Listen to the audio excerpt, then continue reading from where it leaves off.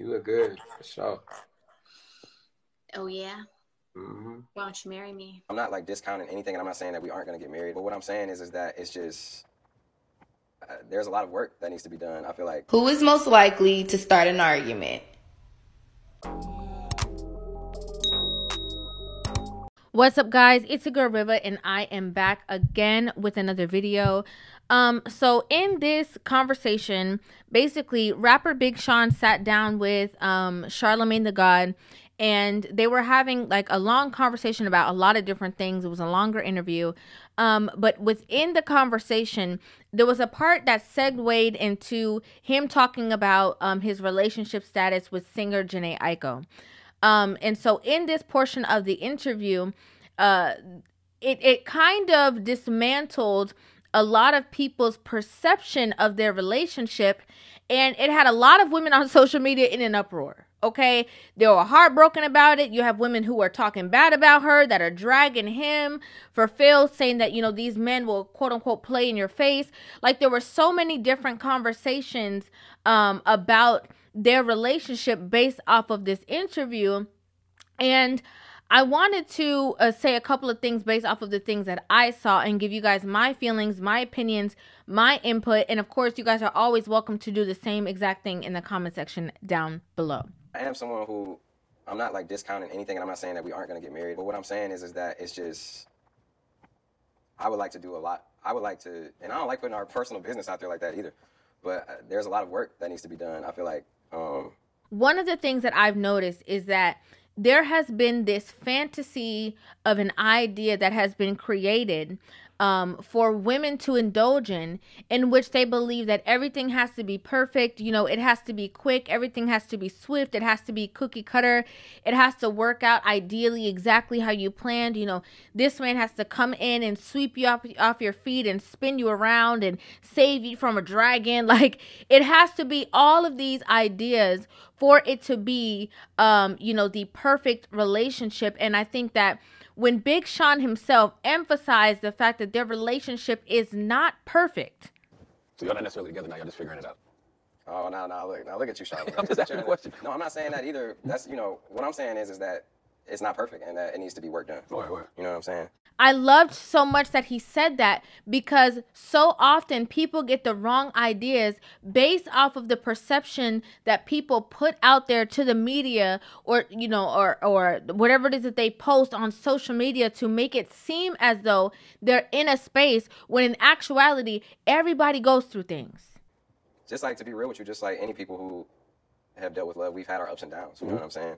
And I think it's still finding the right navigation through it all. There is not somebody out there who, you know, their relationship, they might have something that is conducive and works well for them, but it is not going to be something that does not have ebbs and flows and ups and downs. We have so many relationships. It's like being peers, being in a group together, parents, romantic, all that. You know, it's like it's a crazy connection, because no matter what, we're always going to be tied together, no matter what. I love that he talked about it, although he stepped into waters and, you know, let a lot of people into personal things that they had going on without going into detail. But it was necessary to expose the fact that they are not the symbol of perfection, because a lot of people put themselves in horrible situations because the people who they look up to, or the celebrities or the couple goals that they see, are in spaces. And they there's a lot of times that people set certain ideas of what is supposed to want to be obtained in relationships, and it's not even their own reality. I can't even visualize myself, you know, without Corey. They say Stella got a groove back. It's like Tio got a groove back. Now, I'm going to just start off, before we even get into the nitty gritty, I'm going to start off by just saying this. You know, Jhene Aiko, the singer, I have not personally seen her in anybody's foolishness or in any drama. Okay? I haven't seen it. I haven't seen her going back and forth with nobody on social media. I haven't seen her in no man drama. I haven't seen it. She seems pretty much low radar. She kind of stays out the way. She does her own thing. That's the only thing that I've seen besides her, you know, singing her music and perfecting her craft. I have not seen her in spaces where, you know, she is, again, down with foolishness. I haven't seen it. However, What a lot of people misconstrue is their love for this person that is the artist, their love for maybe the image of what the person seems as though they are when they go home, or the beauty that the person exudes. A lot of women especially, because remember, it's normally women who enable women. A lot of women will stand in spaces and say, I don't know how he could have married her. Look at her. She's perfect. She's a goddess. You know, she's everything. She's amazing. They will say all these things about this woman. A lot of people comment about Big Sean and Jhene Aiko when I brought up marriage. And ironically, this tweet popped up this morning. She got this man's face tatted, removed, went back, had his child, and he's like, there's a lot of work to be done before we talk about marriage. I'm sorry, LOL. And it just brings back the audacity that some men will have. After they say all of these things, they have a hard time realizing the fact that all of those things does not mean that that person will equal a great partner. Very similarly with, you know, when we saw Simone Biles, and just because she's an amazing gymnast, Olympic, winning gymnast, greatest of all time, does not mean that that is going to equate to her being a good wife. That's just the truth about it. There was a lot of, people who were being skeptical and a lot of criticism. And again, I have to say, this is my personal opinion from what I see. When a man is hesitant on marrying a woman, especially after a child is already in the conversation, this is just me being truthful and honest. Again, I ain't never seen Jhene Aiko in no drama. Her music is beautiful, the songs that I've heard. But at the same token, most of the time, whenever there is a space that a man does not want to take that next step in a relationship, no matter how beautiful, no matter how long you've been together, it is because there is a space that needs to be worked on in the respect era of the relationship. Who was interested first? Who said I love you first? Who's more protective? Who cleans more? Who eats the most? Who spends the most money? Who is most likely to start an argument? More times than not, okay? If a man is hesitant on certain areas, that might mean that there might be something, stirred up in you, that when you guys get into an argument or you guys get into disagreement, you going for the jugular. Maybe there's, maybe there's so much good in you, and that is what's making him wade in the water and have to take time and watch you to see if that whole, drama or that dragon is going to come out. But it does not mean that it's not there. And because it's there, it takes time knowing that, okay, if I want to be in a cohesive and happy and loving relationship, I have to make sure that we are able to get on the same page as he stated. Mm-hmm. So I think that doesn't discount that, like, she and me both have to be on the same page. Mm-hmm. Not to say we aren't, but I feel like I can only speak for myself that there needs to be, like, more work done. So we could keep going. A lot of times people believe that, if you're in a loving relationship and everything is good, that it's the perfect idea is to now throw a baby in the mix. And what a lot of people don't realize is that, say for instance, everything was all good, rainbows and flowers, everything was amazing in the beginning of the relationship before the child comes in. Now it's going to cause you to dig deeper. Now you have more things to possibly even argue about, because now you're in spaces that you're still getting to know each other. You're still trying to be on one accord, but now you have parenting styles in the mix. Now you have the way that this person does things compared to the way that you want to do things. Now comes in, childhood traumas, right? Now they peek their head because now the way in which you talk to your child is usually a reflection of the way that your parents talk to you or the way that your parents did things. Now you're not only merging two people, but now you're more merging two childhoods together. And sometimes if not enough digging was done in the beginning of the relationship, now that you are here at this space and at this stage, now you have to force it. And now there's more pressure, right? Because now you're trying so hard to fit the piece in the puzzle because you have a child in the mix. I know you've been going through some things. Sometimes it overcomplicates things. That's just honesty. A lot of people think that, oh, yeah, everything is good. I love you. You love me. Yeah, let's come together and make a piece of us and create a human being. And again, there's so many conversations that weren't had. There's so many things that maybe if you had problems even prior to having the child, people think that the problems are going to go away when actually they're going to amplify. Because now you've created space. Now the focal point is not just the relationship. Now the focal point goes into, okay, the child, the work, the business, the lifestyle. Same thing he said here in this conversation.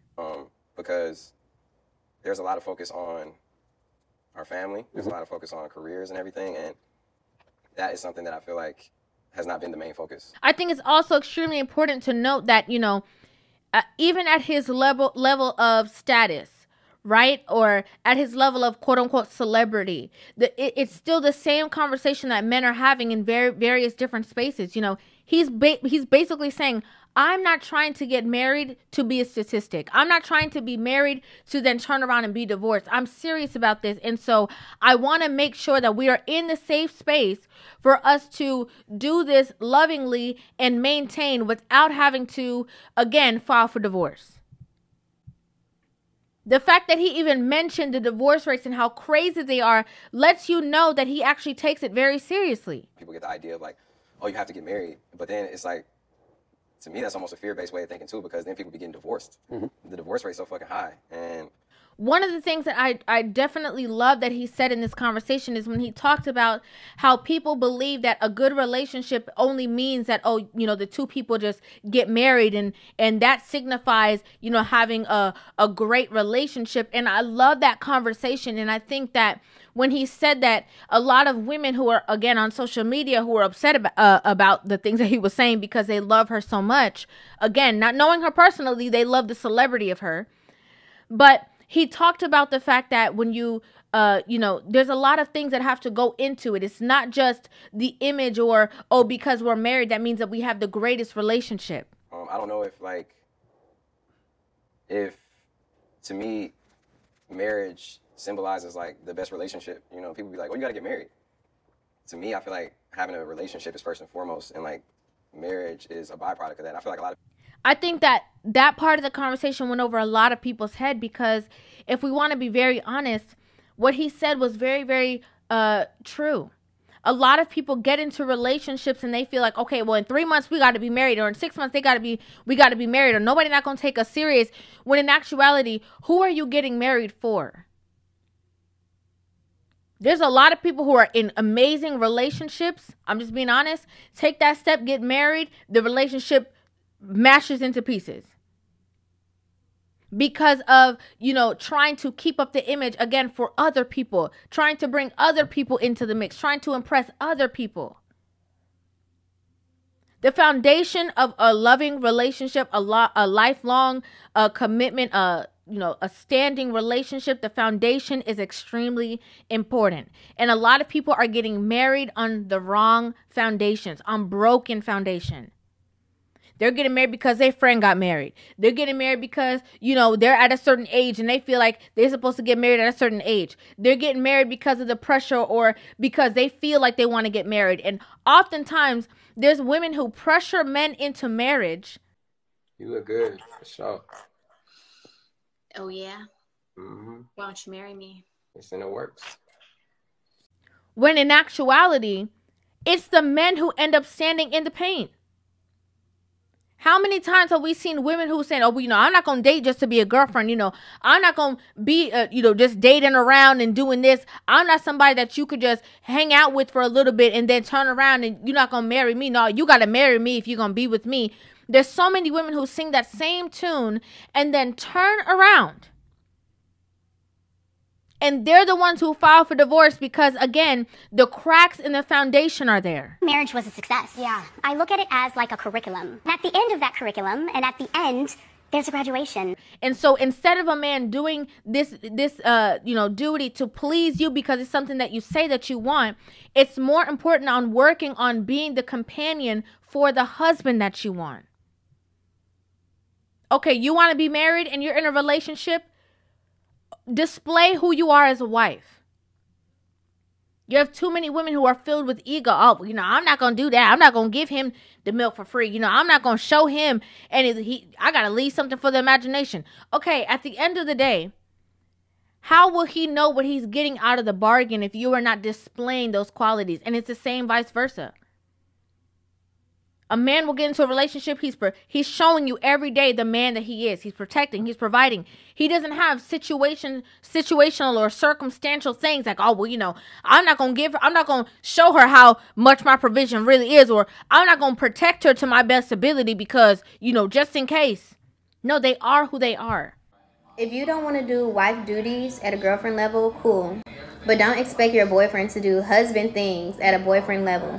And as a woman, that's who you should be. You should be who you are. And it should not be a race or a finish line. If you want to be with this person for the rest of your life, there's no race. There's no rush. Just stand in it. Be who you are. Show your best self. Relationships are like a mirror. They are going to pull and grab the innermost workings of you that you did not even know you had tucked away. And you have the ability to either evolve or submit to all the problems, the traumas, and the troubles and stay stagnant in your growth as the being that you are. Just focus on the things that you need to focus on and grow. Don't watch other people. Don't watch who got married in a year. Don't watch who got married in 6 months. Don't watch other people's relationship. Don't watch the way or the manner in which people do things. I'm not saying that you can't have any ideas of what you would like or self-respect or certain standards. I'm not saying that at all. But a lot of people get caught up again because of the fairy tale. They will ruin an amazing relationship just because he's not working on the timeline of your homegirl and her baby daddy. Stop focusing on everybody else and focus on you and what you have. Expand whatever it is that you have. Continue working on your foundation in your relationship. A lot of women, I'm not saying it's the same in this situation. I'm speaking to women in general. Again, whenever I have these conversations, I'm using this as a talking point to have a broader conversation to everybody.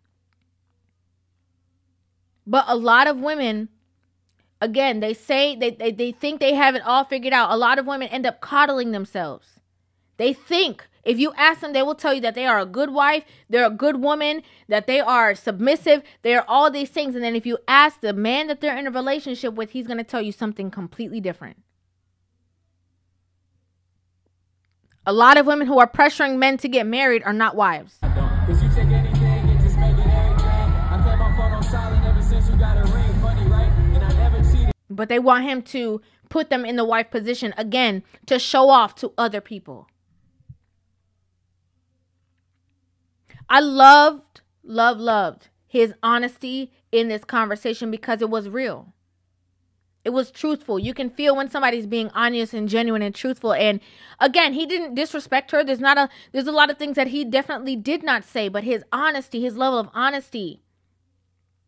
And a lot of people also brought up the fact that he was engaged to a previous girlfriend before that. So if this man is the marrying type, if this man is somebody who is gung-ho on being a husband and getting married, and he is standing in his tracks and waiting to see something, or he is vocalizing the fact that things need to be worked on, then you have to trust it. You have to believe that it's true, that there are things that need to be worked on. No matter how much you love her, no matter how beautiful she genuinely is, no matter what you think or what you imagine, when somebody's in a relationship, people experience them in a different capacity. And it doesn't mean that she is, so inherently a horrible person either, but it does mean that there is work to be done, and he wouldn't say it if there wasn't. I am someone who, I'm not like discounting anything, and I'm not saying that we aren't going to get married. But what I'm saying is that it's just, I would like to do a lot. I would like to, and I don't like putting our personal business out there like that either. But there's a lot of work that needs to be done. A lot of people say, oh, well, but they skipped they skipped steps because, she had a baby. And she did, but they both chose that. They both made that decision. Can't just blame it on him like, oh, he used her to have a child. And then now they both made that decision. She made that decision knowing that she wasn't married also.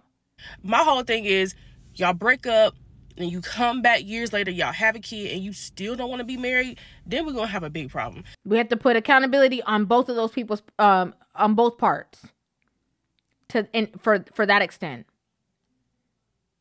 But again, I appreciate, especially in this day and age where people take a snippet of their life and make it seem like everything is perfect. I appreciate the level of honesty, and a lot of women don't like it because they're like, man, if Jhene isn't married, what about me? It shines a light on them in a way that they don't like, because it's like, if she's having trouble or she got stuff to work on, how can I, ensure that I'm going to find a man?